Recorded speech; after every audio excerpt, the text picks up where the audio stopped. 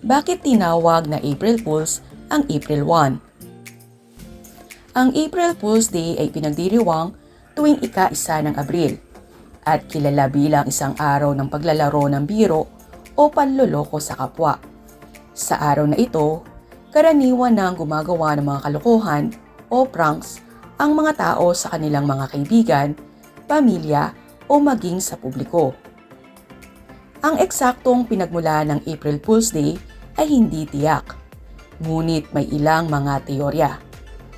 Gaya na lamang ng paglipat ng kalendaryo.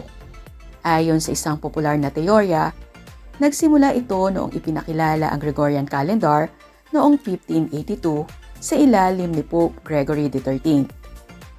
Ang ilang tao ay hindi agad nalaman o tumanggap ng bagong kalendaryo, kaya patuloy nilang ipinagdiriwang ang bagong taon tuwing ika-1 ng Abril, ayon sa lumang Julian calendar sa halip na Enero 1. Tinawanan o niloko sila ng iba, kaya ito raw ang pinagmulan ng tradisyon.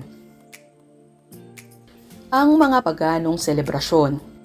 May kaugnayan din ito sa mga sinaunang pagdiriwang ng Spring Festival, kung saan masaya at mapaglaro ang mga tao. Mga kwentong katahang-isip. Isa sa mga lumang kwento ay ang tungkol kay Saussure sa The Canterbury Tales noong taong 1392.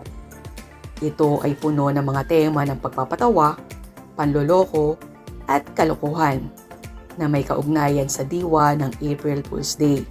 Ito ay may hindi malinaw na pagtukoy sa April 1. Paano ipinagdiriwang ang April Fool's Day?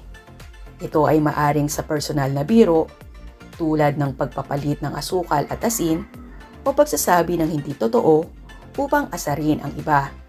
Corporate pranks. Ginagawa ng ilang kumpanya para magpatawa o magtrending sa social media. At ang media hoaxes.